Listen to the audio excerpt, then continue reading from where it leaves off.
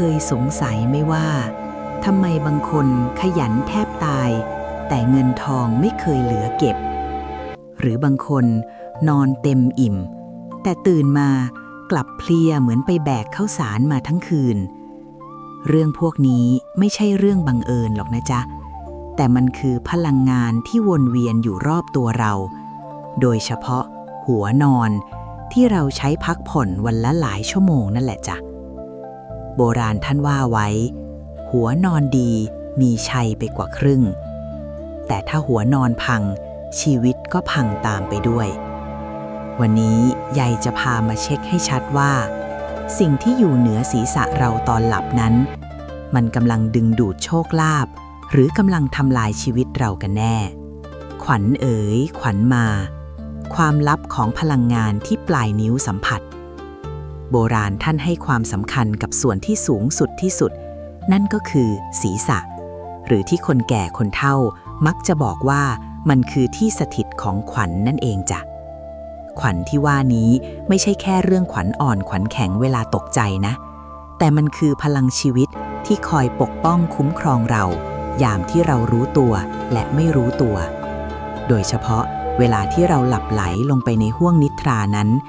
ขวัญของเราจะอ่อนกำลังลงที่สุดเปรียบเสมือนประตูเมืองที่เปิดทิ้งไว้เพื่อให้ร่างกายได้ซ่อมแซมส่วนที่สึกหรอสมัยที่ยายยังเป็นเด็กยายจำได้ว่าทวดของยายมักจะกำชับนักหนาว่าก่อนจะเอนกายลงนอนให้กราบหมอนเสียก่อน3 ครั้งเพื่อเป็นการขอบารมีครูบาอาจารย์และเทพเทวดามาปกปักรักษาที่หัวนอนเพราะพื้นที่ตรงนั้นคือจุดเชื่อมต่อระหว่างโลกแห่งความเป็นจริงกับโลกแห่งจิตวิญญาณลูกหลานลองสังเกตดูสิว่าเวลาเราไปนอนที่ไหนเรารู้สึกไม่สบายใจนอนฝันร้ายหรือตื่นมาแล้วรู้สึกหนักหัวเหมือนมีอะไรมาทับนั่นเป็นเพราะพลังงานรอบๆหัวนอนมันไม่สะอาดหรือมีสิ่งของบางอย่างที่ขวางทางลมขวางทางโชควางอยู่เหนือศีรษะเราโดยที่เราไม่รู้ตัวลูกหลานยุคนี้อาจจะมองเป็นเรื่องงมงายเป็นเรื่องความเชื่อของคนรุ่นใหญ่ที่ตกยุคไปแล้วแต่เชื่อยายเถอะจะว่ากุศโลบายที่คนโบราณท่านวางไว้นั้นมันแฝงไปด้วยความจริงทางจิตวิทยาและหลักของธรรมชาติอย่างที่สุดการที่หัวนอนเรายุ่งเหยิงหรือวางของที่ผิดที่ผิดทางมันส่งผลต่อคลื่นสมองของเราโดยตรงเลยนะลูกเวลาเรานอนจิตใต้สำนึกเรามันไม่ได้หลับไปด้วยมันยังคงรับรู้ถึงสิ่งที่อยู่ใกล้ตัวที่สุดถ้าหัวนอนเรามีของอัปมงคลหรือของที่สร้างความกังวลใจพลังงานเหล่านั้นมันจะซึมลึกเข้าไปในจิตใจทำให้จิตใจเราหม่นหมองไม่สดใสและเมื่อใจไม่ดีการตัดสินใจเรื่องงานเรื่องเงินหรือการดูแลสุขภาพมันก็รวนไปหมดยายเห็นมาเยอะแล้วลูกเอ๋ยคนที่บ่นว่าทำมาหากินไม่ขึ้นเจ็บป่วยอดแอดหาสาเหตุไม่ได้พอไปดูที่ห้องนอนเท่านั้นแหละของวางระเกะระกะอยู่เหนือหัวนอนเต็มไปหมดบางอย่างก็เป็นของที่ห้ามวางเด็ดขาดแต่คนสมัยนี้กลับมองเป็นเรื่องแต่งบ้านให้สวยงามยายเลยอยากจะมาเตือนพวกเราให้รีบกลับไปเช็คที่หัวเตียงตัวเองด่วนๆเลยว่ามีสิ่งเหล่านั้นอยู่หรือเปล่าเพราะถ้ามีแล้วก็ยายบอกเลยว่าต่อให้ลูกไปทำบุญ100 วัด1,000 วัดหรือขยันหาเงินแค่ไหนมันก็เหมือนตักน้ำใส่ถังรั่วพลังงานมันรั่วไหลออกไปหมดตั้งแต่ตอนที่เรานอนหลับนั่นแหละเรื่องของขวัญและพลังงานหัวนอนมันลึกซึ้งกว่าที่เราเห็นด้วยตาเปล่ามากนักเพราะมันเกี่ยวพันไปถึงความมั่งคั่งและความมั่นคงในชีวิตด้วยคนสมัยก่อนเขาถึงได้พิถีพิถันเรื่องทิศทางการวางเตียงและการเลือกของมาไว้ใกล้หัวนอนกันนักเพราะเขารู้ว่านั่นคือช่วงเวลาที่มนุษย์เราอ่อนแอที่สุดและต้องการการปกป้องที่แข็งแกร่งที่สุดเช่นกันแต่แล้วไอ้ของอัปมงคลที่ยายว่าเนี่ยมันมีอะไรบ้างล่ะอย่างแรกเลยนะลูกที่หลายคนมองข้ามไปอย่างไม่น่าเชื่อและมันกำลังทำหน้าที่เป็นกระจกสะท้อนโชคลาภออกไปจากชีวิตเราอยู่ตอนนี้บานกระจกเงาประตูเชื่อมโลกที่ห้ามวางเหนือหัวมาต่อกันเลยนะลูกเมื่อกี้ใหญ่ค้างไว้เรื่องสิ่งของที่คนส่วนใหญ่มักจะมองว่าสวยงามแต่มันกลับเป็นตัวร้ายที่สุดอย่างหนึ่งที่ห้ามวางไว้เหนือหัวนอนหรือในตำแหน่งที่สะท้อนโดนตัวเราตอนหลับนั่นก็คือกระจกเงานั่นเองจ้ะลูกหลานรู้ไหมว่าในทางความเชื่อโบราณกระจกไม่ได้มีหน้าที่แค่เอาไว้ส่องหน้าแต่งตัวเท่านั้นนะแต่มันถูกเปรียบให้เป็นรอยแยกของมิติหรือประตูวิญญาณที่สามารถดึงดูดและสะท้อนพลังงานได้ทั้งบวกและลบลองนึกภาพตามยายนะ เวลาเรานอนหลับจิตเราจะนิ่งและว่างเปล่าถ้าเหนือหัวเรามีกระจกหรือมีกระจกที่มองเห็นตัวเราขณะนอนพลังงานที่พุ่งออกมาจากร่างกายเราแทนที่จะได้หมุนเวียนและซ่อมแซมตัวเองมันกลับถูกกระจกสะท้อนกลับไปกลับมาอย่างรวดเร็วเกินไปจนทำให้กระแสจิตเราสับสนวุ่นวายผลที่ตามมาคืออะไรล่ะลูกก็คือการที่เรานอนฝันเป็นตุเป็นตะฝันร้ายบ้างฝันว่ามีคนตามบ้างหรือบางคนถึงขั้นละเมอเพ้อพกนั่นเป็นเพราะกระจกมันรบกวนคลื่นจิตเราตลอดทั้งคืนยิ่งไปกว่านั้นนะลูกหลานยายจะบอกให้ว่าการมีกระจกวางอยู่เหนือศีรษะหรือหันหน้าเข้าหาเตียงตรงๆมันคือการสะท้อนโชคลาภให้เด้งกลับไปหาคนอื่นสมมุติว่าในวันนั้นลูกไปทำความดีมามีพลังโชคลาภติดตัวมาเตรียมจะเข้าสู่ตัวตอนหลับพอพลังนั้นจะเข้าหาเรากระจกเจ้ากรรมดันทำหน้าที่สะท้อนมันออกไปซะอย่างนั้นทำให้โชคลาภที่ควรจะได้ก็หลุดลอยไปเงินทองที่ควรจะไหลเข้าบ้านก็กระเด็นกระดอนออกไปหมดยายถึงบอกไงว่านี่คือสาเหตุที่บางคนทำงานเก่งมากแต่เงินไม่เหลือเพราะทางเข้าโชคลาภมันถูกปิดกั้นด้วยบานกระจกนั่นเองในเชิงจิตวิทยาและการใช้ชีวิตจริงละลูกลองคิดดูสิถ้ากลางดึกเราตื่นมาเข้าห้องน้ำแล้วดันเห็นเงาตัวเองในกระจกเหนือหัวหรือข้างเตียงแบบวูบวาบใจเราไม่หายไปอยู่ที่ตาตุ่มละจ๊ะความตกใจนั้นมันทำให้หัวใจทำงานหนักขึ้นอะดรีนาลีนหลั่งออกมาผิดเวลาทำให้เรานอนต่อไม่สนิทหรือนอนสะดุ้งทั้งคืนสุขภาพที่ควรจะดีเพราะการพักผ่อน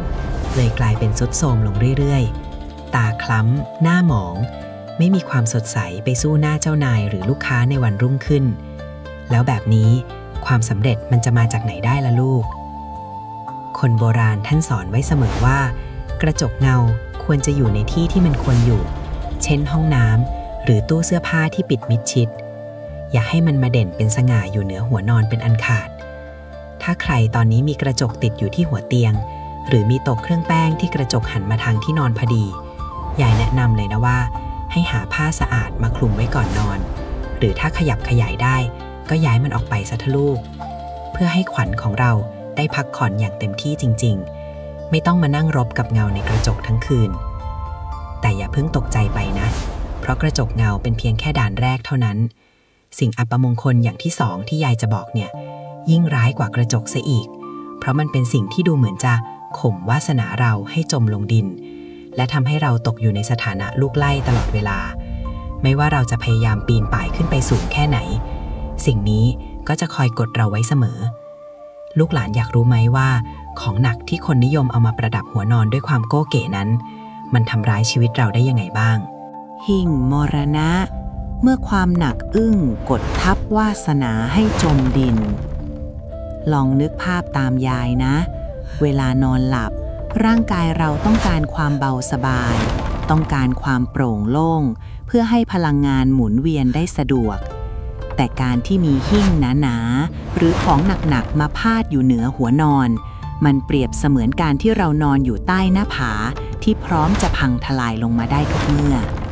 แม้ว่าในทางกายภาพมันจะถูกยึดไว้อย่างแน่นหนาด้วยน็อตหรือสกรูแต่ในทางพลังงานและจิตใต้สำนึกมันเกิดแรงกดทับมหาศาลที่ภาษาโบราณเขาเรียกว่าพลังชี่กดทับหรือการโดนข่มวาสนานั่นเองยายเคยเห็นมาหลายบ้านแล้วลูกเอ๋ยคนที่เอาชั้นหนังสือหนักๆมาไว้เหนือหัวเตียงเพราะกะจะหยิบอ่านก่อนนอนได้ง่ายๆแต่เชื่อไหมว่าคนคนนั้นมักจะบ่นว่าปวดหัวข้างเดียวหาสาเหตุไม่ได้หรือบางคนก็เครียดเรื่องงานจนเก็บไปฝันร้ายบ่อยๆนั่นเป็นเพราะสมองของเรามันรับรู้ถึงอันตรายอยู่ตลอดเวลาแม้เราจะหลับตาลงแล้วก็ตามสัญชาตญาณการเอาตัวรอดของมนุษย์มันจะคอยเตือนว่ามีของหนักอยู่บนหัวนะถ้ามันหล่นมาเราตายแน่ทำให้หลับไม่สนิทหลับไม่ลึกพอพักผ่อนไม่พอก็ส่งผลให้ร่างกายอ่อนแอสมองไม่แล่นแล้วเรื่องเงินทองละยายลูกหลานบางคนอาจจะสงสัยยายจะบอกให้ว่าการมีของหนักกดทับหัวนอนเนี่ยมันส่งผลต่อทางหนีที่ไล่ในชีวิตด้วยนะจ๊ะ คนโบราณท่านว่ามันจะทำให้เราเป็นคนทำคุณคนไม่ขึ้นหรือทำอะไรก็มักจะมีอุปสรรคมาขวางกั้นเหมือนมีกำแพงที่มองไม่เห็นมาคอยกดเราไว้ไม่ให้เติบโตเหมือนต้นไม้ที่โดนหินทับไว้มันจะโตไปทางไหนล่ะลูกมันก็ได้แต่แคระแกร่นอยู่อย่างนั้นความก้าวหน้าในหน้าที่การงานเลยติดขัดเจ้านายไม่เห็นหัวเพื่อนร่วมงานก็คอยขัดขาเพราะสง่าราศีของเรามันถูกข่มไว้ด้วยสิ่งของเหล่านั้นยิ่งถ้าใครเอาเครื่องปรับอากาศไปติดไว้เหนือหัวนอนพอดีนะลูกเอ๋ยยิ่งร้ายเข้าไปใหญ่เพราะนอกจากน้ำหนักของเครื่องแล้วมันยังมีกระแสลมที่พุ่งลงไปโดนหัวเราตรงๆซึ่งในทางแพทย์แผนไทยลมที่ปะทะศีรษะต่อเนื่องกันนานๆจะทำให้ธาตุลมในร่างกายแปรปรวนลมปะทะขวัญทำให้ขวัญหนีดีฝ่อตื่นมาแล้วมึนงงไม่สดชื่นยิ่งนอนในสภาพแบบนี้ไปนานๆสุขภาพที่เคยแข็งแรงก็จะค่อยๆทรุดโทรมลงโดยไม่รู้ตัวยายอยากให้ลูกหลานลองสำรวจดูนะถ้ามีหิ้งมีชั้นอะไรเหนือหัวนอนถ้าเอาออกได้ก็เอาออกเสียเถอะลูกเปลี่ยนไปวางข้างเตียงแทนหรือถ้าเป็นหิ้งพระยายขอกำชับเลยว่าห้ามวางเหนือหัวนอนในลักษณะที่ข่มตัวเราเด็ดขาดหิ้งพระต้องอยู่ในตำแหน่งที่ส่งเสริมไม่ใช่กดทับถ้าจัดวางผิดที่แทนที่จะได้บุญกลับได้โทษเพราะความไม่รู้เท่าถึงการเสียเปล่าๆแต่เชื่อไหมลูกสิ่งที่น่ากลัวกว่าชั้นวางของหรือหิ้งพระที่วางผิดที่เนี่ยมันยังมีอีกอย่างหนึ่งที่ซ่อนตัวอยู่ในโครงสร้างของบ้านเองเลยบางคนมองข้ามไปเพราะคิดเป็นเรื่องของความสวยงามตามสมัยนิยมแต่มันคือเพชฌฆาตเงียบที่คอยตัดโชคลาภเราให้ขาดสะบั้นทุกคืนที่นอนหลับลูกหลานอยากรู้ไหมว่าเส้นตรงที่พาดผ่านร่างกายเราตอนนอนนั้นมันส่งผลร้ายแรงขนาดไหนข่านบ้านเพชฌฆาตเส้นแบ่งโชคลาภที่ถูกตัดขาดจากเรื่องของหนักที่ยายเล่าไปตะกี้มันยังมีสิ่งที่น่ากลัวกว่านั้นและแก้ได้ยากกว่าด้วยนั่นก็คือข่านหรือส่วนโครงสร้างของบ้านที่โผล่พ้นเพดานออกมานั่นแหละจ้ะลูกหลานเอ๋ยตำราโบราณท่านว่าไว้ชัดเจนเลยว่าห้ามนอนใต้ข่านโดยเฉพาะข่านที่พาดผ่านตรงหัวนอนพอดีเป๊ะเนี่ยยายบอกเลยว่าอัปมงคลอย่างที่สุดทำไมถึงเป็นอย่างนั้นล่ะลู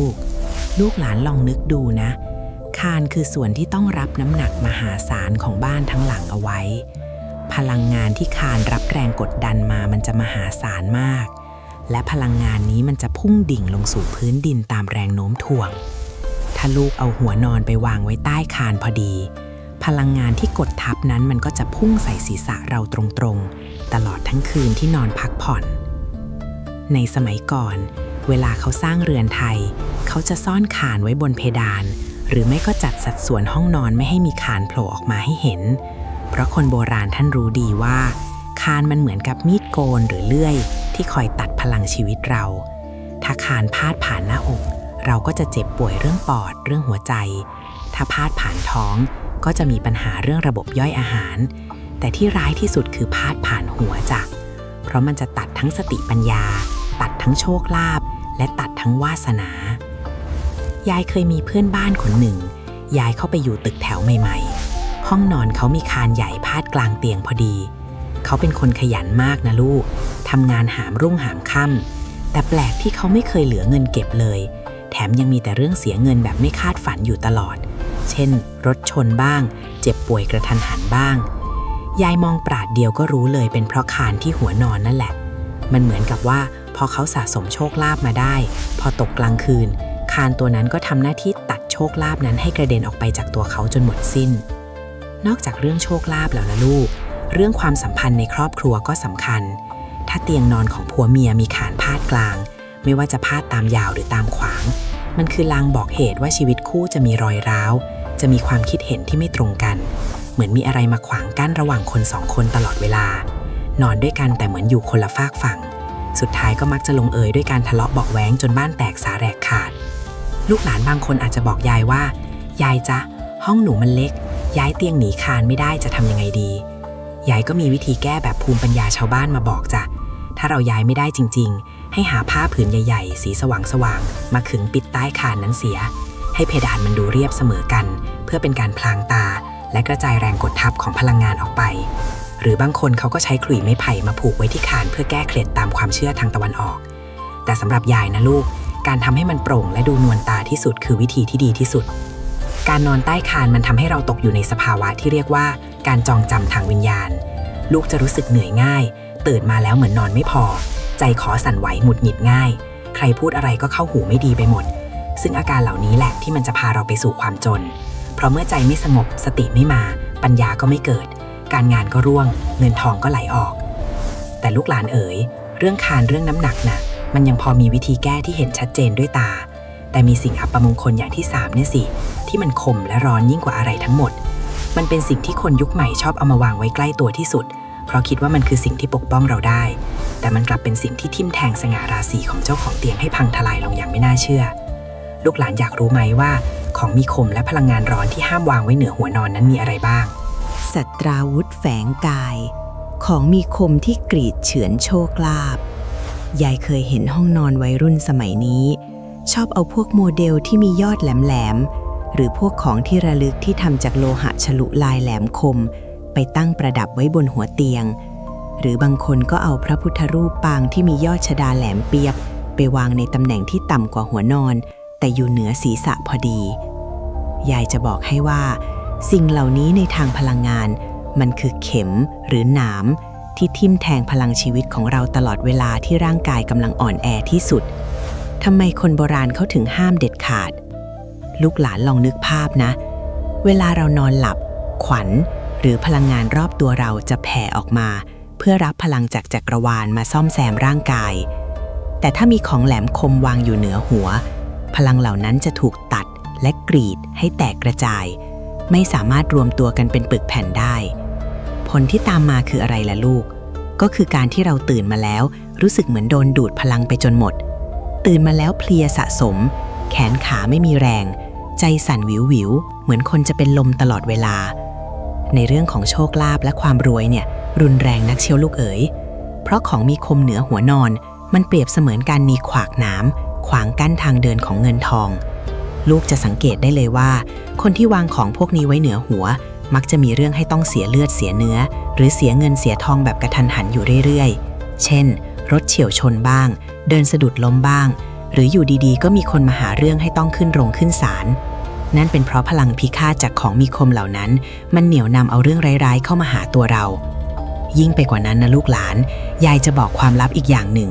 ของมีคมเหนือศีรษะมันยังหมายรวมไปถึงความร้อนจากอุปกรณ์ไฟฟ้าที่มียอดแหลมหรือเสาอากาศด้วยนะจ๊ะลูกหลานบางคนชอบเอาโทรศัพท์มือถือไปชาร์จทิ้งไว้ตรงหัวเตียงหรือเอาเราเตอร์อินเทอร์เน็ตไปวางไว้ที่ชั้นเหนือหัวนอนยายขอบอกเลยว่านั่นแหละคือสัตราวุธยุคใหม่ที่ปล่อยคลื่นความร้อนและพลังที่แหลมคมออกมารบกวนสมองเราทุกวินาทีมันทำให้ธาตุไฟในตัวเรากำเริบนอนหลับไม่สนิทฝันร้ายถึงการต่อสู้หรือฝันว่าถูกทำร้ายร่างกายอยู่บ่อยครั้งคนโบราณท่านสอนว่าบนหัวนอนต้องเป็นที่ที่สงบและมนที่สุดคำว่ามนในที่นี้คือไม่มีเหลี่ยมไม่มีคมไม่มีมุมที่พุ่งเข้าหาตัวยายถึงมักจะบอกให้ลูกหลานเลือกหัวเตียงที่โค้งมนหรือถ้าจะมีรูปภาพแขวนก็ให้เลือกรูปที่ดูนุ่มนวลสบายตาไม่ใช่รูปภาพที่มีความแหลมคมของยอดเขาหรือยอดตึกพุ่งใส่เราเพราะสิ่งเหล่านี้มันบั่นทอนอำนาจบารมีทำให้เรากลายเป็นคนขี้ระแวงตัดสินใจผิดพลาดและสุดท้ายเงินทองที่อุตสาหามาได้ก็ต้องละลายไปกับความประมาทที่เกิดจากใจที่สั่นคลอนนั่นเองแต่ลูกรู้ไหมว่าสิ่งเหล่านี้มันไม่ได้แค่ตัดโชคลาภที่มาจากภายนอกเท่านั้นนะแต่มันยังกรีดลึกไปถึงข้างในจิตใจกรีดจนทำให้ความสัมพันธ์ของคนในบ้านขาดสะบั้นลงได้อย่างไม่น่าเชื่อพลังงานแหลมคมที่อยู่เหนือศีรษะมันไม่ได้อยู่เฉยๆหรอกลูกแต่มันกำลังทำหน้าที่ของมันอย่างซื่อสัตย์ในทุกนาทีที่ลูกหลับตาลงรอยร้าวในเงามืดเมื่อใจถูกกรีดด้วยพลังพิฆาตเมื่อใจมันถูกกรีดด้วยพลังที่แหลมคมจากสิ่งที่วางอยู่เหนือหัวนอนนานเข้าๆสิ่งแรกที่ลูกหลานจะรู้สึกได้เลยก็คืออารมณ์ที่เปลี่ยนไปจ้ะลูกจะกลายเป็นคนใจร้อนขี้หงุดหงิดใครพูดนิดพูดหน่อยก็อยากจะปะทะอยากจะเอาชนะไปเสียหมดนั่นเป็นเพราะพลังงานจากของมีคมเหล่านั้นมันซึมลึกเข้าไปในจิตใต้สำนึกทำให้เราอยู่ในโหมดระแวดระวังและพร้อมสู้อยู่ตลอดเวลาแม้แต่ยามนอนก็ยังนอนขมวดคิ้วยายเคยเห็นครอบครัวหนึ่งลูกเอ๋ยเป็นผัวเมียที่รักกันมากแต่พอขยับขยายบ้านใหม่ดันไปเอาเขากวางของเก่าที่เป็นมรดกตกทอดไปแขวนไว้ที่ผนังหัวเตียงเพราะคิดว่ามันเท่มันดูขลังดีแต่เชื่อไหมล่ะว่าหลังจากแขวนได้ไม่ถึง3 เดือนจากที่เคยคุยกันดีๆก็เริ่มมีการใช้คำพูดที่ทิ่มแทงกัน เหมือนปลายเขากวางนั้นไม่มีผิดเพี้ยนทะเลาะกันเรื่องเล็กเรื่องน้อยไม่เว้นแต่ละวันจนสุดท้ายเกือบจะต้องหย่าร้างกันไปยายเลยแนะนำให้เขาลองย้ายเขากวางนั้นออกไปไว้ที่ห้องโถงแทนปรากฏว่าบรรยากาศในห้องนอนที่เคยร้อนเป็นไฟก็ค่อยๆเย็นลงและกลับมาคุยกันได้เหมือนเดิมนี่แหละลูกคืออิทธิพลของรูปลักษณ์ที่ส่งผลต่อจิตวิญญาณโบราณท่านถึงไม่ให้มีของที่ดูดุร้ายหรือของที่สื่อถึงความรุนแรงไว้ที่จุดสูงสุดของที่นอนเพราะมันจะทำให้ไฟธาตุในตัวเราไม่สงบเมื่อไฟธาตุไม่สงบร่างกายก็พยายามจะดับไฟด้วยการดึงน้ำในตัวมาใช้มากเกินไปทำให้ตื่นมาแล้วคอแห้งผิวแห้งหน้าตาดูหมองคล้ำไม่มีสง่าราศีซึ่งยายบอกเลยว่าราศีของคนเนี่ยสำคัญที่สุดในการเรียกเงินเรียกทองจ้ะถ้าหน้าตาหม่นหมองเหมือนคนอมทุกข์เทพเทวดาที่ไหนท่านจะอยากมาประทานพรให้จริงไหมลูกยิ่งไปกว่านั้นนะในทางจิตวิทยาสิ่งของแหลมคมหรือของที่มีลักษณะคมขู่เหนือศีรษะมันทำให้สมองส่วนที่ควบคุมความกลัวทำงานอยู่ตลอดเวลาลูกหลานอาจจะไม่รู้ตัวหรอกว่าตอนหลับสมองมันแอบสั่งการให้เตรียมพร้อมวิ่งหนีหรือต่อสู้ทำให้ร่างกายหลั่งสารแห่งความเครียดออกมาสะสมในเลือดเรื่อยๆสุขภาพที่ว่าสุดโทรมน่ะมันเริ่มมาจากตรงนี้แหละจ้ะ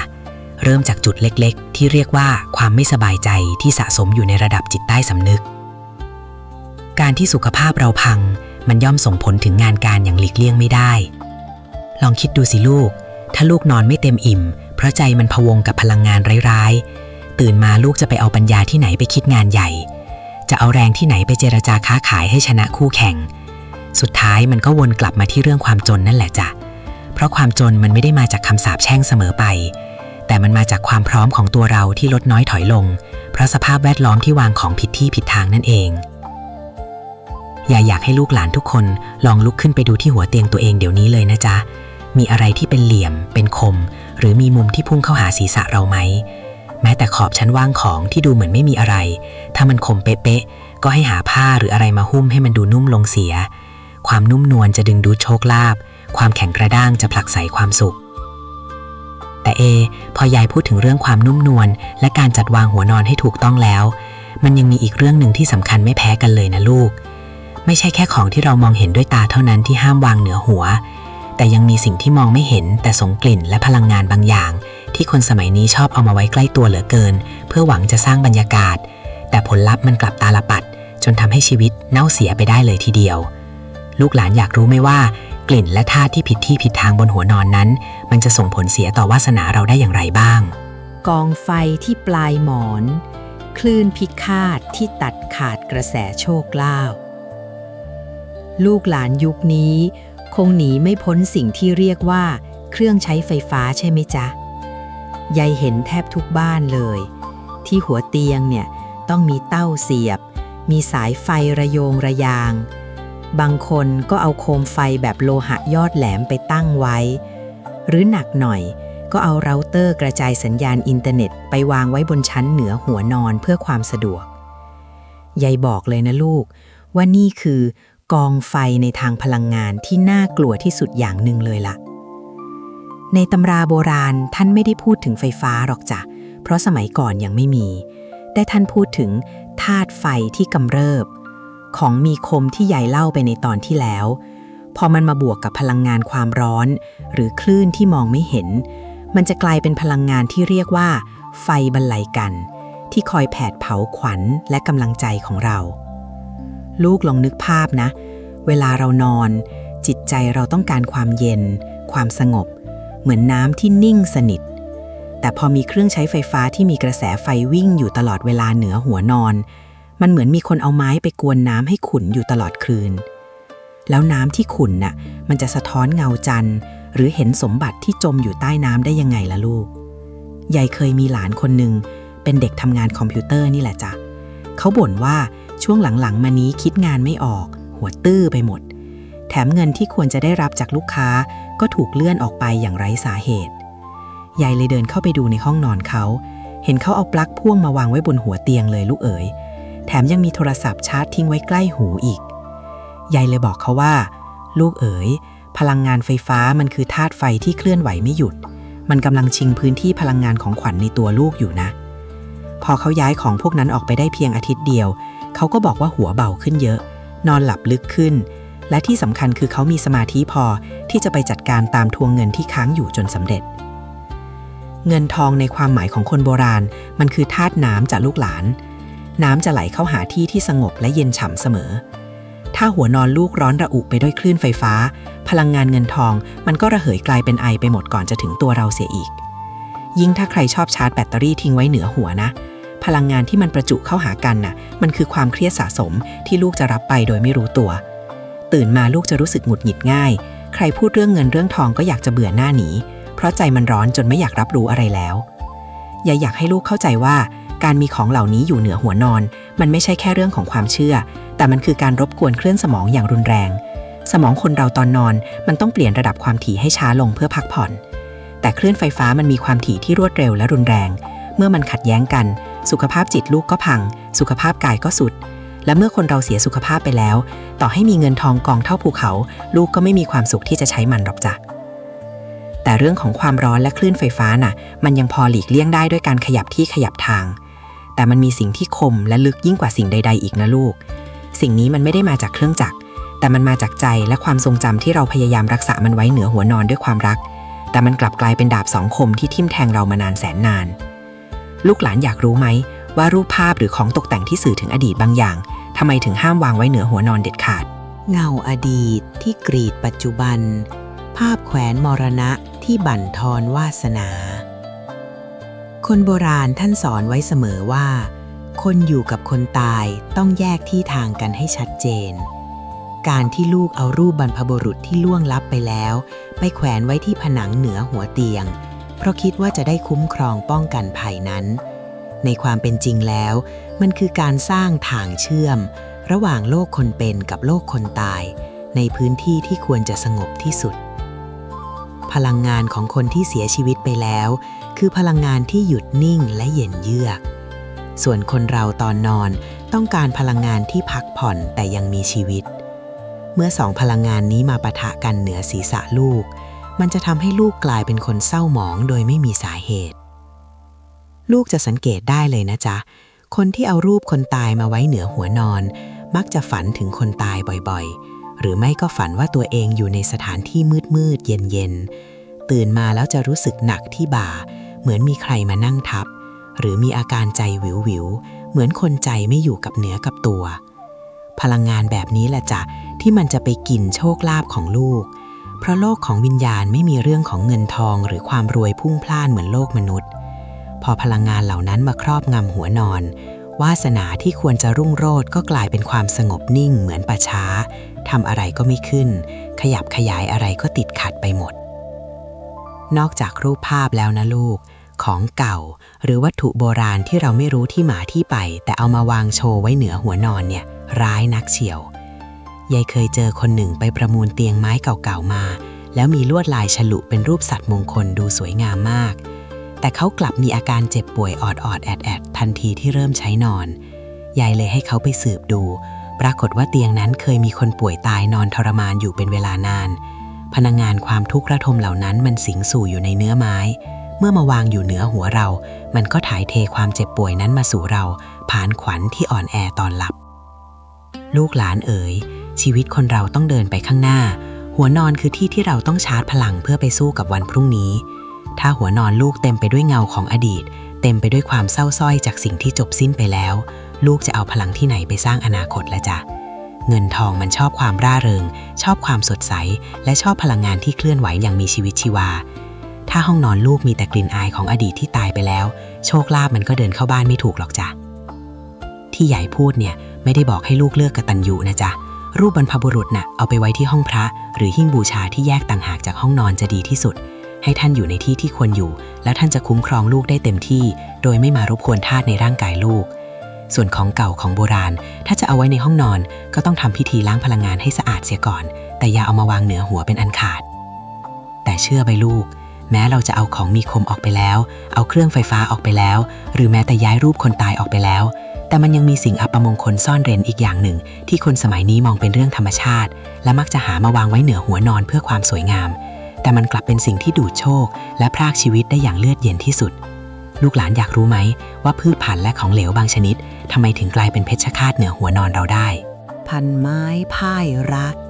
เมื่อลมหายใจสีเขียวกลายเป็นพิษเหนือศีรษะลูกหลานเอ๋ยใครที่ชอบเอาต้นไม้ไปตั้งไว้เหนือหัวนอนเพราะคิดว่ามันช่วยฟอกอากาศหรือช่วยให้ห้องดูร่มรื่นเหมือนในรูปภาพสวยๆตามสื่อสมัยใหม่ฟังใหญ่ให้ดีนะจ๊ะในทางโบราณท่านสอนไว้เสมอว่าห้ามนอนใต้ร่มไม้ในยามราตรีคำสอนนี้มันไม่ได้หมายถึงแค่ต้นไม้ใหญ่กลางป่าหรอกนะแต่มันรวมไปถึงกระถางต้นไม้เล็กๆที่ลูกเอามาวางไว้เหนือหัวเตียงนั่นแหละจ้ะทำไมถึงเป็นอย่างนั้นล่ะลูกลองนึกดูนะต้นไม้น่ะในตอนกลางวันเขาเป็นมิตรกับเราเขาคายอากาศบริสุทธิ์ให้เราหายใจแต่พอพระอาทิตย์ตกดินปุ๊บธรรมชาติของเขาก็เปลี่ยนไปจ้ะเขาเริ่มแย่งลมหายใจไปจากเราต้นไม้จะคายอากาศที่เสียออกมาและสูดอากาศดีๆเข้าไปแทนที่ถ้าลูกเอาเขาไปวางไว้เหนือหัวพอดีในระยะที่ลมหายใจของลูกกับของต้นไม้สัมผัสกันได้พอดีเนี่ยตลอดทั้งคืนลูกจะไม่ได้สูดอากาศที่บริสุทธิ์จริงๆเข้าไปเลยนะจ๊ะยายเคยเห็นหลานแถวบ้านคนหนึ่งเป็นคนรักธรรมชาติมากในห้องนอนนี่เต็มไปด้วยต้นไม้ใบเขียวโดยเฉพาะบนชั้นวางของเหนือหัวนอนเขาเอาพวกต้นไม้เลื้อยมาวางไว้ให้มันห้อยย้อยลงมาดูสวยงามปรากฏว่าเขามักจะบ่นว่าตื่นมาแล้วปวดหัวตื้อเหมือนคนนอนไม่เต็มอิ่มทั้งที่ก็นอนเร็วพอนานเข้าก็กลายเป็นคนขี้โรคเป็นภูมิแพ้หายใจติดขัดยายเลยบอกว่าลูกเอ๋ยต้นไม้เขาก็มีชีวิตมีวิญญาณธาตุของเขาการเอาเขามาข่มไว้บนหัวในที่แคบๆมันทำให้ธาตุลมในตัวลูกแปรปรวนในทางความเชื่อโบราณนะลูกต้นไม้บางชนิดเขามีรุกขเทวดาหรือมีพลังงานของจิตวิญญาณสถิตอยู่การเอาต้นไม้ไปไว้เหนือหัวนอนมันคือการลองดีกับพลังงานธรรมชาติจ้ะโดยเฉพาะต้นไม้ที่มีหนามอย่างพวกตะบองเพชรหรือต้นไม้ที่มีใบแหลมคมพลังพิฆาตจากหนามเหล่านั้นมันจะทิ่มแทงขวัญของเราตลอดคืนทำให้ลูกกลายเป็นคนเก็บกดอารมณ์รุนแรงและที่สำคัญคือขัดลาภจ้ะต้นไม้ที่มีหนามบนหัวนอนจะคอยทิ่มแทงโชคลาภที่กำลังจะไหลเข้าหาตัวเราทำให้เงินทองที่ควรจะได้ก็มีอันต้องหลุดมือไปหรือถูกคนอื่นแย่งชิงไปซะอย่างนั้นยิ่งถ้าเป็นดอกไม้สดในแจกันนะลูกหลานยายขอกำชับเลยว่าถ้ามันเริ่มเหี่ยวเฉาแม้เพียงนิดเดียวให้รีบเอาออกจากห้องนอนทันทีอย่าปล่อยให้ดอกไม้แห้งเหี่ยววางอยู่เหนือหัวนอนเด็ดขาดเพราะพลังงานของความตายและการร่วงโรยมันจะแผ่ซิมเข้าสู่กระแสจิตของลูกทำให้ชีวิตรักของลูกอับเฉาตามด้วยป่วยผัวเมียที่เคยรักกันดีๆถ้ามีดอกไม้เหี่ยวเหนือหัวนอนบ่อยๆใจมันจะเริ่มจืดจางความสัมพันธ์จะเริ่มสั่นคลอนเหมือนดอกไม้ที่ขาดน้ำนั่นแหละลูกหลานจำไว้นะหัวนอนคือที่สถิตของขวัญอันเป็นมงคลอย่าให้สิ่งที่มีวงจรชีวิตมาขัดแย้งกับเรามาวางอยู่เหนือศีรษะถ้าอยากเห็นสีเขียวให้เปลี่ยนไปเป็นรูปภาพทุ่งหญ้าที่ดูนุ่มนวลแขวนไว้ที่ผนังด้านอื่นจะดีกว่าอย่าเอาสิ่งที่มีการหายใจมีการแย่งชิงอากาศมาไว้เหนือหัวเพราะมันจะทำให้ลมปราณของลูกติดขัดและเมื่อลมปราณติดขัดปัญญาในการทำมาหากินมันก็มืดบอดตามไปด้วยแต่สิ่งที่น่ากลัวกว่าต้นไม้ที่แย่งอากาศเราหายใจนะลูกคือสิ่งที่ดูเหมือนจะใสสะอาดไร้พิษภัยแต่กลับมีอำนาจในการจมวาสนาของเราให้ดิ่งลงสู่ก้นบึ้งได้เลยทีเดียวสิ่งนั้นคือน้ำที่วางผิดที่ผิดทางนั่นเองลูกหลานเอ๋ยลูกรู้ไหมว่าทำไมน้ำที่อยู่เหนือหัวนอนถึงถูกเรียกว่าน้ำป่าไหลหลากที่พรากโชคลาภได้วารีวิบัติเมื่อน้ำใสเหนือศีรษะกลายเป็นกรงขังโชคลาภมาฟังเรื่องน้ำต่อเลยนะลูกหลานเรื่องนี้คนสมัยใหม่มักจะพลาดกันเยอะมากยายเห็นบางคนชอบเอาแจกันใส่น้ำวางน้ำพุขนาดเล็ก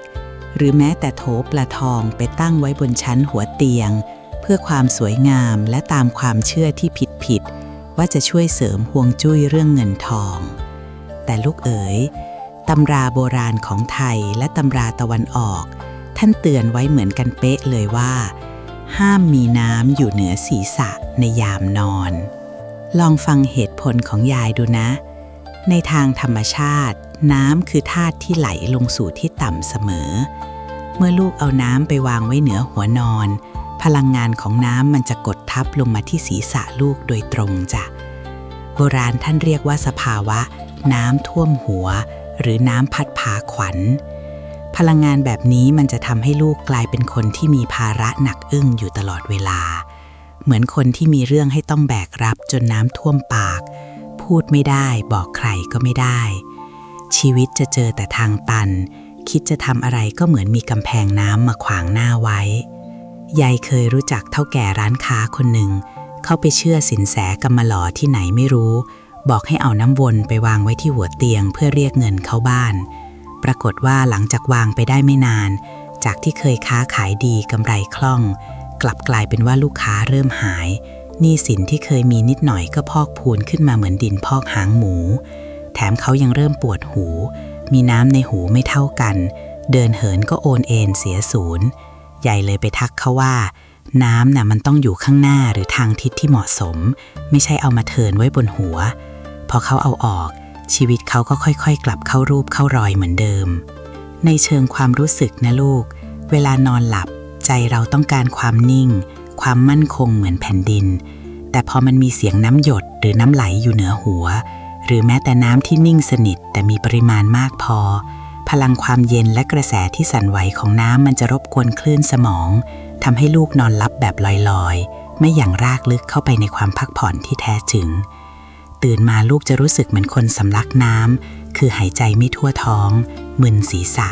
และนั่นแหละจ้ะคือบ่อเกิดของความล้มเหลวในการทำงานเพราะคนมึนๆจะไปสู้กับคนที่เขามีสติแจ่มใสได้ยังไงล่ะลูกยิ่งถ้าเป็นน้ำนิ่งที่ไม่ได้เปลี่ยนบ่อยๆจนเริ่มส่งกลิ่นอับหรือมีตะไคร่น้ำขึ้นนะลูกยิ่งอับประมงคลทวีคูณเลยเพราะมันสื่อถึงเงินนิ่งเงินตายเงินทองที่เคยไหลเวียนในบัญชีมันจะเริ่มนิ่งสนิทไม่ขยับขยื่นหรือไหลออกอย่างเดียวแต่ไม่ไหลเข้ายายถึงบอกไงว่าน้ำเหนือหัวนอนน่ะมันคือการกักขังโชคลาภไม่ให้เข้าถึงตัวเราลูกหลานเอ๋ยชีวิตคนเรามันต้องมีความสมดุลธาตุทั้ง4ในร่างกายดินน้ำลมไฟต้องอยู่ในที่ที่มันควรอยู่น้ำควรจะอยู่ต่ำกว่าระดับหัวใจเสมอเมื่อเราพักผ่อนเพื่อให้ใจเราเป็นไฟที่อบอุ่นคอยหล่อเลี้ยงร่างกาย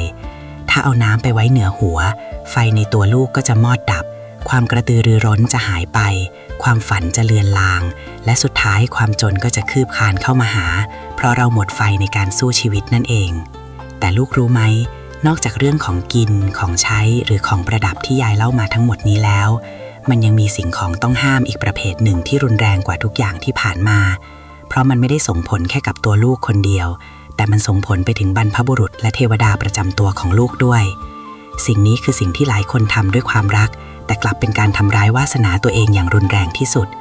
ลูกหลานอยากรู้ไหมว่าของศักดิ์สิทธิ์ที่วางผิดตำแหน่งเหนือหัวนอนนั้นมันจะกลายเป็นดาบกลับมาทิ่มแทงเราได้อย่างไรบารมีที่กดทับเมื่อของศักดิ์สิทธิ์วางผิดที่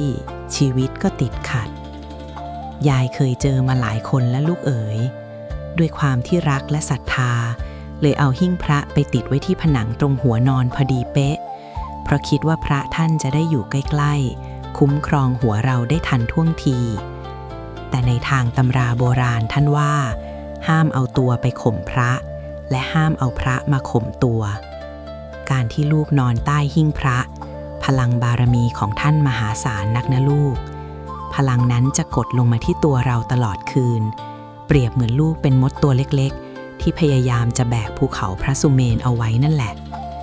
ผลคืออะไรล่ะลูกจะรู้สึกว่าชีวิตมันหนักไปหมดจ้ะหยิบจับอะไรก็เหนื่อยหืดขึ้นคอเหมือนมีภาระที่มองไม่เห็นมากดบ่าไว้ตลอดเวลาจะคิดอ่านทำมาหากินอะไรก็รู้สึกติดขัดเหมือนมีกำแพงกั้นนั่นเป็นเพราะขวัญของลูกมันถูกพลังงานที่สูงส่งกว่ากดเอาไว้จนไม่มีโอกาสได้แผ่ขยายวาสนาออกมาได้เลยยายถึงบอกไงว่าคนที่นอนใต้หิ้งพระมักจะโตยากในหน้าที่การงานเพราะบารมีเรามันโดนข่มจนมิดยิ่งไปกว่านั้นนะลูกหลานการนอนใต้สิ่งศักดิ์สิทธิ์ยังเป็นการเสียสัจจะต่อเทวดาประจำตัวด้วยเพราะตามหลักแล้วคนเราตอนนอนน่ะบางทีเราก็ดิ้นบางทีผ้าผ่อนหลุดลุ่ยหรือบางทีผัวเมียก็นอนด้วยกัน ซึ่งมันเป็นการไม่เคารพต่อสถานที่ศักดิ์สิทธิ์เหนือหัวพลังงานมงคลที่ควรจะเกื้อหนุนลูกมันก็กลายเป็นพลังงานที่ตำหนิลูกแทนทำให้โชคลาภที่ควรจะไหลมาเทมากลับต้องหยุดชะงักไปเพราะความไม่รู้ความ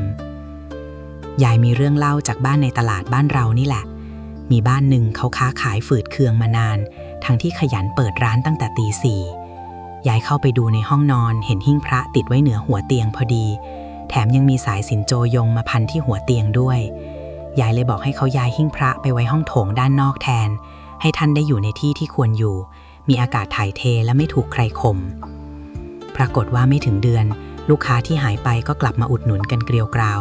สุขภาพกายที่เคยปวดหลังปวดเอวก็หายเป็นปลิดทิ้งลูกหลานจำคำยายไว้นะจ๊ะของศักดิ์สิทธิ์ท่านมีไว้บูชาเหนือเกล้าในความหมายของความเคารพไม่ใช่เอามาเทินหัวไว้ตอนหลับถ้าอยากให้ท่านคุ้มครองให้ตั้งหิ้งพระไว้ในทิศที่เหมาะสมเช่นทิศตะวันออกหรือทิศเหนือและต้องแยกเป็นสัดส่วนชัดเจนอย่าให้เราไปนอนขวางทางท่านแล้วลูกจะเห็นว่าวาสนาที่เคยติดขัดมันจะค่อยๆคลี่คลายเหมือนปาฏิหาริย์แต่นอกจากของศักดิ์สิทธิ์ที่วางผิดที่แล้วมันยังมีอีกสิ่งที่ดูเหมือนจะไม่มีพิษภัยแต่อันตรายเนียบเชียบยิ่งกว่านั่นคือสิ่งที่ตายแล้วหรือแตกสลายที่เรามักจะเสียดายและเก็บไว้เหนือหัวนอนด้วยความรักหรือความเคยชินลูกหลานรู้ไหมว่าพลังงานที่หยุดนิ่งของสิ่งของเหล่านี้มันจะฉุดชะกากดวงชะตาให้ดิ่งลงได้อย่างไรซากศพของกาลเวลาพลังงานที่ตายแล้วเหนือศีรษะลูกลองมองดูบนชั้นหัวเตียงสิมีนาฬิกาที่ถ่านหมดแล้วหยุดเดินทิ้งไว้ไหมมีดอกไม้แห้งที่เคยได้รับมาในวันสำคัญแต่ตอนนี้กรอบเป็นผงไปแล้วหรือเปล่าหรือมีเครื่องใช้ไฟฟ้าที่พังแล้วแต่ยังไม่ได้เอาไปซ่อมวางทิ้งไว้บ้างไหมสิ่งเหล่านี้แหละจ้ะที่ยายเรียกว่าซากศพของกาลเวลาพลังงานของมันคือการหยุดนิ่งและเน่าเปื่อยเมื่อมันมาสถิตอยู่เหนือศีรษะลูกตอนที่ขวัญกำลังเปิดรับพลังงานมันจะดึงดูดให้ชีวิตลูกหยุดอยู่กับที่ตามไปด้วยคนโบราณท่านสอนนักหนาว่านาฬิกาตายห้ามแขวนในบ้านยิ่งห้ามวางไว้เหนือหัวนอนเด็ดขาดเพราะนาฬิกาคือสัญลักษณ์ของเวลาและโอกาสเมื่อมันหยุดเดินเหนือหัวลูกมันก็เหมือนเป็นการสาปแช่งให้โอกาสในชีวิตลูกหยุดนิ่งไปด้วยใครที่บ่นว่าทำงานมาหลายปีแต่ไม่เคยได้เลื่อนขั้นหรือทำธุรกิจมานานแต่ยอดขายไม่เคยขยับลองไปดูเถอะมักจะมีของที่หยุดทำงานแล้ววางอยู่ใกล้ตัวโดยไม่รู้ตัวเสมอส่วนเรื่องดอกไม้แห้งหรือใบไม้แห้งนะลูกหลานในทางความเชื่อมันคือพลังหยินที่แก่จัดคือความตายและความเหี่ยวเฉาการเอาความเหี่ยวเฉามาไว้เหนือหัวนอนจะทำให้ลูกกลายเป็นคนขี้โรคหน้าตาเศร้าหมองเหมือนคนอมทุกข์ตลอดเวลาพลังงานแห่งความร่วงโรยนี้จะค่อยๆกัดกินความสดใสในใจลูกทำให้ลูกหมดไฟในการสร้างเนื้อสร้างตัวหญิงถ้าเป็นวัยรุ่นวัยสร้างตัวนะลูกหญิงต้องระวังเพราะมันจะทำให้จิตใจลูกแก่ก่อนวัยขาดความกระตือรือร้น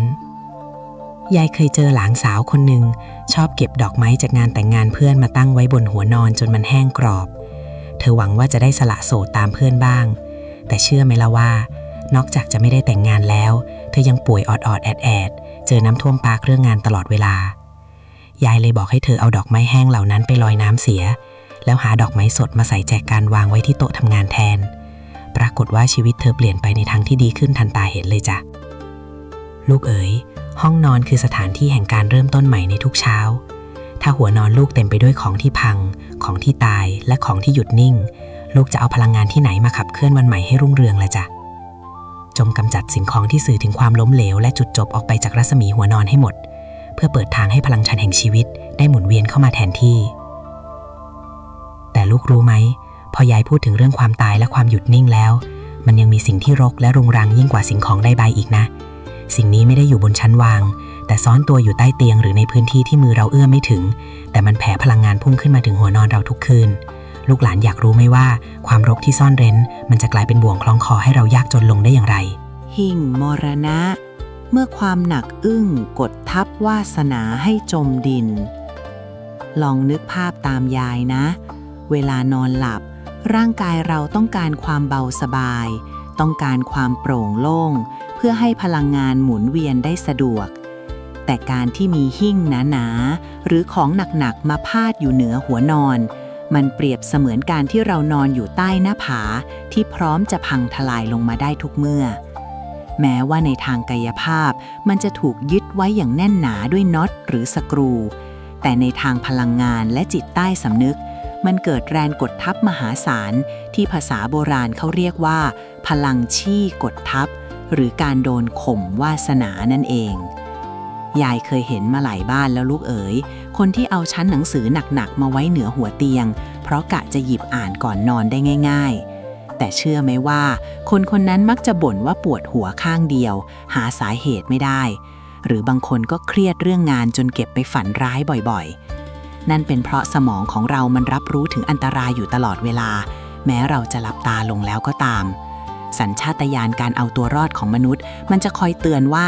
มีของหนักอยู่บนหัวนะถ้ามันหล่นมาเราตายแน่ทำให้หลับไม่สนิทหลับไม่ลึกพอพักผ่อนไม่พอก็ส่งผลให้ร่างกายอ่อนแอสมองไม่แล่น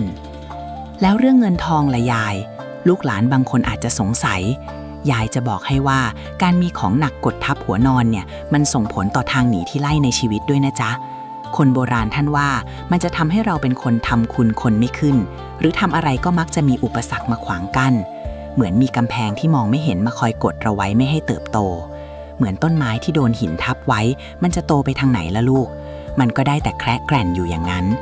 ความก้าวหน้าในหน้าที่การงานเลยติดขัดเจ้านายไม่เห็นหัวเพื่อนร่วมงานก็คอยขัดขาเพราะสง่าราศีของเรามันถูกข่มไว้ด้วยสิ่งของเหล่านั้นยิ่งถ้าใครเอาเครื่องปรับอากาศไปติดไว้เหนือหัวนอนพอดีนะลูกเอ๋ยยิ่งร้ายเข้าไปใหญ่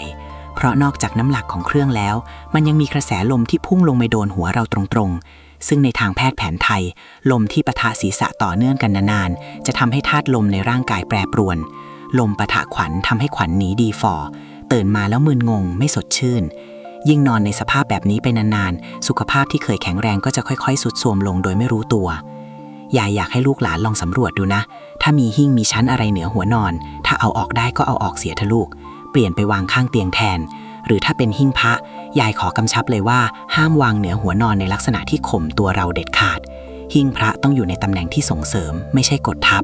ถ้าจัดวางผิดที่แทนที่จะได้บุญกลับได้โทษเพราะความไม่รู้เท่าถึงการเสียเปล่าๆแต่เชื่อไหมลูกสิ่งที่น่ากลัวกว่าชั้นวางของหรือหิ้งพระที่วางผิดที่เนี่ยมันยังมีอีกอย่างหนึ่งที่ซ่อนตัวอยู่ในโครงสร้างของบ้านเองเลยบางคนมองข้ามไปเพราะคิดเป็นเรื่องของความสวยงามตามสมัยนิยมแต่มันคือเพชฌฆาตเงียบที่คอยตัดโชคลาภเราให้ขาดสะบั้นทุกคืนที่นอนหลับลูกหลานอยากรู้ไหมว่าเส้นตรงที่พาดผ่านร่างกายเราตอนนอนนั้นมันส่งผลร้ายแรงขนาดไหนจิตวิญญาณที่เกรี้ยวกราดสัตว์ร้ายเหนือหัวนอนในทางความเชื่อโบราณสัตว์ดุร้ายหรือรูปลักษณ์ที่แสดงถึงการสู้รบพลังงานของเขามันคือพลังงานพิฆาตจ้ะเขาไม่ได้เลือกหรอกว่าเขาจะข่มศัตรูที่ไหน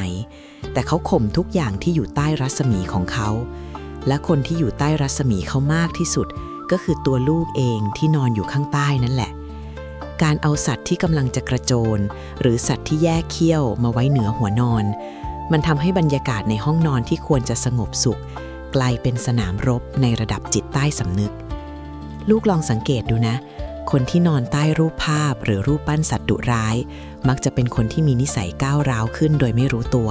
หงุดหงิดง่ายมีเรื่องขัดแย้งกับคนอื่นไปทั่วและที่สำคัญคือจะนอนหลับแบบผวาจ้ะเหมือนมีภัยคุกคามอยู่ตลอดเวลาความเครียดระดับลึกแบบนี้แหละที่มันจะไปทำลายระบบในร่างกายทำให้ฮอร์โมนแปรปรวนความดันขึ้นสูงสุขภาพที่เคยดีก็ร่วงโรยไปอย่างรวดเร็วแล้วเรื่องความรวยล่ะยายบอกเลยว่าเงินทองมันชอบความร่มเย็นจ้ะเงินเหมือนปลาที่ชอบว่ายน้ำในที่สงบและมีอาหารอุดมสมบูรณ์ถ้าหัวนอนลูกมีแต่สัตว์ร้ายที่จ้องจะขยำมีแต่พลังแห่งการต่อสู้ดิ้นรนเงินทองที่ไหนมันจะอยากมาอยู่ใกล้ล่ะลูกมันก็กลัวและหนีหายไปหมดสิคนโบราณท่านถึงให้ใช้รูปภาพมงคลที่ดูนุ่มนวลเช่นรูปนกกระเรียนรูปดอกบัวหรือรูปทิวทัศน์ที่สงบเงียบมาประดับบ้านแทนเพื่อดึงดูดพลังงานที่เกื้อหนุนไม่ใช่พลังงานที่ทำลายยายเคยมีคนรู้จักคนหนึ่งเขาเป็นนักธุรกิจที่ชอบสะสมพวกเขาสัตว์และสัตว์ดับมาก เขาเอาหัวกระทิงตัวใหญ่มาแขวนไว้ที่หัวเตียงปรากฏว่าเขาเป็นโรคปวดต้นคอเรื้อรังรักษาเท่าไหร่ก็ไม่หายแถมธุรกิจที่เคยรุ่งเรืองก็เริ่มมีปัญหาคดีความมีคนมาหาเรื่องฟ้องร้องไม่หยุดหย่อนยายเลยบอกเขาว่าหัวกระทิงนั้นน่ะเขายังมีความเจ็บปวดความโกรธแค้นก่อนตายติดมานะลูกแล้วลูกเอาความแค้นมาวางไว้เหนือหัวจะหาความสุขสงบได้ยังไงพอเขาเชื่อยายและย้ายมันออกไปไว้ที่ห้องรับแขกที่กว้างขวางแทนปรากฏว่าทั้งอาการปวดคอและคดีความต่างๆก็ค่อยๆมาลายหายไปอย่างน่าอัศจรรย์ลูกหลานเอ๋ยชีวิตคนเรามันสั้นนักอย่าเอาพลังงานที่เครียดแค้นหรือดุร้ายมาไว้ใกล้ตัวในยามที่เราต้องการพักผ่อนเลยจงเลือกสิ่งที่ทำให้ใจเบาสบายสิ่งที่มองแล้วยิ้มได้ไว้ที่หัวนอนเพื่อให้พลังงานเหล่านั้นคอยหล่อเลี้ยงจิตใจลูกให้เบิกบานและเมื่อใจเบิกบานทางเดินแห่งโชคลาภก็จะเปิดกว้างขึ้นเองแต่ลูกรู้ไหมนอกจากของที่มีรูปลักษณ์ดุร้ายแล้วมันยังมีสิ่งที่ดูเหมือนมีปัญญาแต่ถ้าจัดวางผิดที่ก็จะกลายเป็นดาบสองคมที่กรีดลึกไปถึงระดับคิดของลูกจนทำให้ลูกกลายเป็นคนคิดวนเวียนและหาทางออกให้ชีวิตไม่ได้ลูกหลานอยากรู้ไหมว่ากองตำราและหนังสือที่วางซ้อนกันเป็นภูเขาเหนือหัวนอนนั้นมันส่งผลเสียต่อวาสนาของลูกได้อย่างไรภูเขาแห่งพันธนาการเมื่อความรู้กลายเป็นภาระทับถมดวงชะตาในตำราโบราณท่านสอนไว้ว่าของทุกอย่างที่มีเรื่องราวมีตัวอักษรมันมีพลังงานของจิตวิญญาณผู้เขียนและเนื้อหาที่บรรจุอยู่ข้างในเมื่อลูกเอากองหนังสือจำนวนมากมาวางไว้เหนือหัวนอนพลังงานเหล่านั้นมันจะปะปนกันจนวุ่นวายไปหมดแทนที่สมองของลูกจะได้พักผ่อนในความว่างเปล่าแต่มันกลับถูกกระตุ้นด้วยกระแสความรู้ที่ไหลวนอยู่เหนือศีรษะตลอดคืนผลที่ตามมาคือลูกจะกลายเป็นคนคิดมากแต่ทำน้อยหรือภาษาโบราณเขาเรียกว่าความรู้ท่วมหัวแต่เอาตัวไม่รอดนั่นแหละลูกลองสังเกตดูนะใครที่มีกองหนังสือหนาๆอยู่เหนือหัวนอนมักจะมีอาการนอนหลับไม่สนิทใจพะวงคิดวนเวียนเรื่องงานเรื่องเรียนอยู่ตลอดเวลาเหมือนมีเรื่องให้ต้องสะสางไม่จบไม่สิ้นพลังงานที่หนักอึ้งของกระดาษและเรื่องราวในหนังสือนั้นมันจะกดทับขวัญของลูกให้ไม่สามารถล่องลอยไปรับพลังงานมงคลในยามหลับได้เมื่อขวัญถูกกดทับด้วยความกังวลปัญญาก็จะเกิดอาการตีบตันเวลาจะตัดสินใจเรื่องเงินทองหรือการลงทุนอะไรลูกจะเกิดความลังเลขาดความเด็ดขาดเพราะใจมันพะวงไปหมดทุกด้านจนสุดท้ายโอกาสทองที่ลอยมาตรงหน้าก็หลุดลอยไปอย่างน่าเสียดายยายเคยมีหลานคนหนึ่งเป็นคนเรียนเก่งมากจ้ะบนหัวนอนเขามีแต่หนังสือตำราเล่มหนาๆวางซ้อนกันจนแทบจะถล่มลงมาเขาบ่นกับยายเสมอว่ายายครับทำไมผมตื่นมาแล้วรู้สึกเหมือนไม่ได้นอนเลยหัวมันหนักเหมือนมีใครเอาหินมาวางทับไว้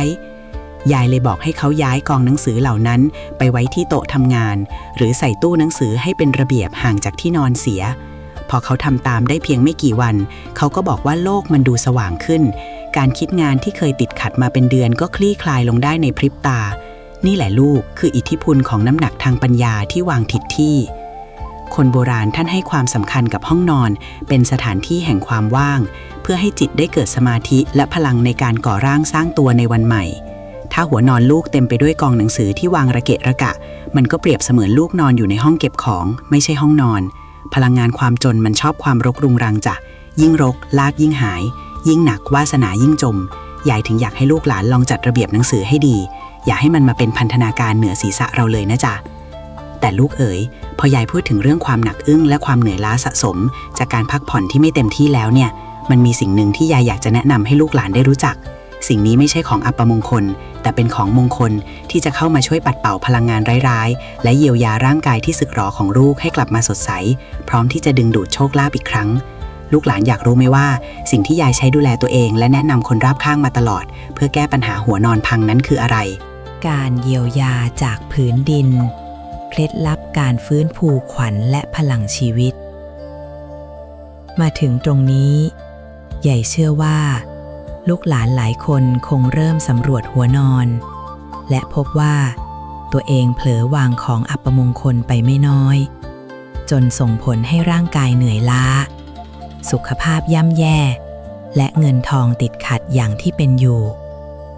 ยายเห็นใจนะลูกเพราะโลกสมัยนี้มันวุ่นวาย จนเราหลงลืมการดูแลวิญญาณธาตุในตัวเราไปยายเลยอยากจะบอกเคล็ดลับอย่างหนึ่งที่ยายใช้มานานและมันช่วยให้ยายในวัย80ยังตื่นมาด้วยความสดใส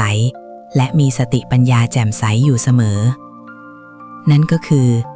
การหาหมอนสมุนไพรธรรมชาติเพื่อการพักผ่อนอย่างล้ำลึกมาใช้จ้ะลูกหลานสิ่งนี้ไม่ใช่หมอนธรรมดาทั่วไปนะ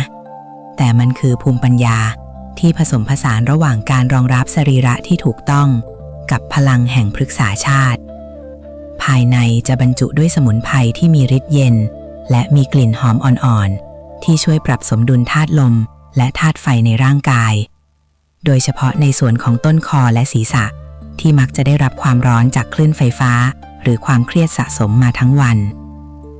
การได้นอนบนหมอนที่ออกแบบมาเพื่อรองรับแนวกระดูกสันหลังและต้นคอให้สมดุลจะช่วยให้ขวัญของลูกสงบนิ่งได้เร็วขึ้นกลิ่นบำบัดจากสมุนไพรแท้ๆจะช่วยทำความสะอาดพลังงานลบที่เกาะกลุ่มจิตใจให้ลูกรู้สึกเหมือนได้นอนท่ามกลางธรรมชาติที่บริสุทธิ์จริงๆและที่สำคัญที่สุดนะลูกเมื่อสรีระเราถูกต้องการไหลเวียนของเลือดลมไปเลี้ยงสมองก็จะดีขึ้น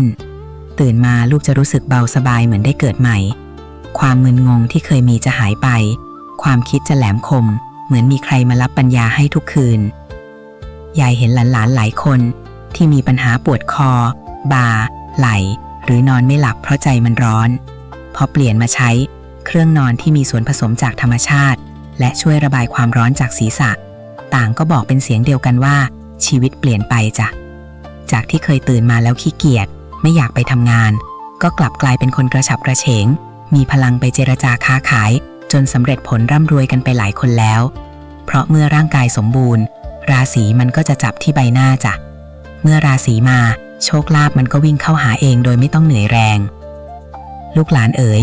อย่าปล่อยให้สุขภาพและวาสนาของลูกต้องพังทลายเพียงเพราะการนอนที่ไม่ดีเลยนะจ๊ะการลงทุนกับที่นอนและอุปกรณ์ที่ช่วยดูแลศีรษะของเราให้เย็นและสงบคือการลงทุนที่คุ้มค่าที่สุดสำหรับการสร้างอนาคตถ้าลูกสนใจลองหาซื้อมาใช้ดูนะลูกไม่ต้องเลือกยี่ห้อแพงๆขอแค่เป็นของที่ผลิตจากวัสดุธรรมชาติและเน้นการดูแลสุขภาพตามหลักสรีระศาสตร์ก็พอแล้วจ้ะเพื่อที่ลูกจะได้มีทุนคือร่างกายที่แข็งแรงไปสู้ชีวิตและสร้างฐานะให้มั่นคงต่อไปแต่เรื่องราวของหัวนอนอัปมงคลมันยังไม่จบลงแค่นี้นะลูกยายยังมีบทสรุปที่สำคัญที่สุดที่อยากจะฝากไว้เพื่อให้ลูกหลานได้เข้าใจถึงหัวใจของการจัดวางบ้านให้เรียกทรัพย์และรักษาสุขภาพอย่างแท้จริงลูกหลานคนไหนที่อยากจะเปลี่ยนชีวิตจากหน้ามือเป็นหลังมือและอยากจะส่งต่อความรู้นี้เพื่อเป็นกุศลแก่คนอื่นฟังยายให้ดีในตอนต่อไปนะจ๊ะบทสรุปแห่งการตื่นรู้พลิกฟื้นดวงชะตาด้วยมือของลูกเองสิ่งที่ยายเล่ามาทั้งหมดตั้งแต่เรื่องกระจกเงาคานบ้านของมีคมจนมาถึงความรกและกองหนังสือเหนือหัวนอนทุกอย่างมันรวมลงที่จุดเดียวคือการสร้างสภาวะที่เอื้อต่อการมีชีวิตที่ดีจ้ะความเชื่อโบราณไม่ใช่เรื่องงมงายหรอกลูกแต่มันคือสถิติที่บรรพบุรุษสังเกตเห็นว่าสภาพแวดล้อมแบบไหนที่ทำคนให้เจริญและแบบไหนที่ทำคนให้ร่วงโรยเมื่อลูกได้รับรู้แล้วว่าอะไรคือสิ่งอัปมงคลยายขอให้ลูกกล้าที่จะเปลี่ยนแปลงนะลูกอย่าไปเสียดายของอย่าไปเสียดายความเคยชินถ้าของชิ้นนั้นมันรั้งวาสนาลูกไว้ก็ย้ายมันออกไปเสียถ้ามุมตรงนั้นมันทำให้ลูกป่วยก็จัดใหม่ให้มันโปร่งโล่งชีวิตคนเรามันเริ่มใหม่ได้ทุกคืนที่หลับและทุกเช้าที่ตื่นจ้ะการจัดหัวนอนให้ถูกต้องก็คือการจัดระบบความคิดและระบบพลังงานในตัวลูกให้สอดคล้องกับธรรมชาติเมื่อลูกเดินตามธรรมชาติธรรมชาติก็จะอุ้มชูโชคลาภมาให้ลูกเองยายอยากจะบอกลูกหลานทุกคนว่าเรื่องราวที่ยายแบ่งปันนี้มันคือวิทยาทานจ้ะการที่ลูกได้รับรู้และนำไปปรับใช้จนชีวิตดีขึ้นนั่นคือบุญของลูกเองและถ้าจะให้เป็นมหาบุญยิ่งขึ้นไปยายอยากจะเชิญชวนให้ลูกหลานช่วยกันแบ่งปันเรื่องราวนี้ออกไปให้คนอื่นได้รับรู้ด้วยนะจ๊ะใค รมีประสบการณ์เรื่องการจัดหัวนอนและชีวิตเปลี่ยนยังไงหรือมีคำถามอะไรที่ยังสงสัยก็ลองคอมเมนต์เขียนบอกยายไว้หรือส่งต่อเรื่องนี้ให้กับคนที่ลูกรักเพื่อเป็นการสร้างบุญสัมพันธ์ร่วมกันต่อไปอย่าลืมกดติดตามและแบ่งปันเรื่องราวของยายมะลิออกไปนะลูกเพราะในโลกที่วุ่นวายนี้ยังมีคนอีกมากมายที่กำลังหลงทางและต้องเผชิญกับความยากจนหรือโรคภัยเพียงเพราะเขาไม่รู้เคล็ดลับง่ายๆแบบนี้การที่ลูกเป็นสะพานบุญส่งต่อความรู้นี้ออกไปมันจะช่วยเสริมบารมีให้ลูกมีชีวิตที่เจริญยิ่งขึ้นไปมีคนรักมีคนเมตตาและมีโชคลาภเข้ามาไม่ขาดสายเพราะยิ่งให้ยิ่งได้คือกฎเหล็กของจักรวาลจ้ะลูกหลานเอ๋ยขวัญของลูกน่ะมีค่าที่สุดจงรักษามันไว้ให้ดีโดยที่นอนที่สะอาดหัวนอนที่ว่างเปล่าและใจที่สงบนิ่งยายขออวยพรให้ทุกคนที่ตั้งใจฟังและนำไปปฏิบัติพบเจอแต่ความสุขความร่ำรวยและสุขภาพที่แข็งแรงตลอดไปนะจ๊ะแต่ก่อนที่ยายจะลาจากกันไปในตอนสุดท้ายยายจะมาสรุปทบทวนและบอกแหล่งที่มาของความรู้ทั้งหมดนี้เพื่อให้ลูกหลานได้มั่นใจว่าสิ่งที่ยายพูดมานั้นมีหลักการและที่มาที่ไปที่เชื่อถือได้จริงๆจ้ะพรแห่งความรุ่งเรืองการเริ่มต้นใหม่ที่เหนือศีรษะในที่สุดเราก็มาถึงตอนสุดท้ายกันแล้วนะลูกหลานยายขอบใจทุกคนมากที่อยู่เคียงข้างยายมะลิคนนี้มาตลอดทั้ง18ตอนยายหวังว่าสิ่งที่ยายเล่ามาทั้งหมดนี้จะเปรียบเสมือนแสงสว่างนำทางเล็กๆที่ช่วยให้ลูกหลานได้กลับไปดูแลหัวนอนและหัวใจของตัวเองให้ดียิ่งขึ้นจำไว้นะลูกว่าความจนไม่ใช่คำสาปและความเจ็บป่วยก็ไม่ใช่เรื่องของดวงเสมอไปแต่มันคือผลลัพธ์ของการที่เราใช้ชีวิตอย่างรู้เท่าไม่ถึงการสรุปสั้นๆอีกครั้งนะจ๊ะ3 สิ่งอัปมงคลที่ห้ามวางเหนือหัวนอนเด็ดขาดคือ 1. ของที่สะท้อนหรือรบกวนเครื่องจิตอย่างกระจกเงาและเครื่องไฟฟ้า 2. ของที่กดทับวาสนาอย่างคานบ้านและหิ้งที่วางของหนักและ 3. ของที่ทิ่มแทงหรือสื่อถึงความตายอย่างของมีคมและของที่พังแล้วเพียงแค่ลูกกำจัด3 สิ่งนี้ออกไปจากพื้นที่หัวนอนลูกก็จะสัมผัสได้ถึงความเปลี่ยนแปลงของร่างกายและโชคลาภที่เริ่มหมุนเวียนเข้ามาหาตัวอย่างแน่นอนยายขอฝากไว้เป็นข้อคิดสุดท้ายนะลูกห้องนอนคือที่พักขวัญหัวนอนคือที่วางปัญญาถ้าลูกอยากรวยลูกต้องให้ปัญญาได้พักผ่อนอย่างเต็มที่ถ้าลูกอยากแข็งแรงลูกต้องให้ขวัญได้มีพื้นที่ที่บริสุทธิ์การจัดบ้านให้เป็นมงคลไม่ใช่เรื่องของการร้องขอจากเทวดาแต่เป็นการทำตัวเองให้พร้อมรับมงคลที่เทวดาและธรรมชาติท่านอยากจะมอบให้เราอยู่แล้วขอให้ลูกทุกคนมีบ้านที่ร่มเย็นมีเตียงที่อบอุ่นและมีหัวนอนที่ดึงดูดแต่สิ่งดีๆเข้ามาในชีวิตนะจ๊ะเอาละจ๊ะถึงเวลาที่ยายต้องไปพักผ่อนบ้างแล้วอย่าลืมนำสิ่งที่ยายสอนไปใช้และอย่าลืมรักตัวเองให้มากๆนะลูกสุขภาพและวาสนาอยู่ในมือลูกแล้วจัดการมันให้ดีแล้วเจอกันใหม่เมื่อบุญสัมพันธ์นำพาเรามาพบกันอีกครั้งนะจ๊ะลูกหลานทุกคนสวัสดีจ้ะ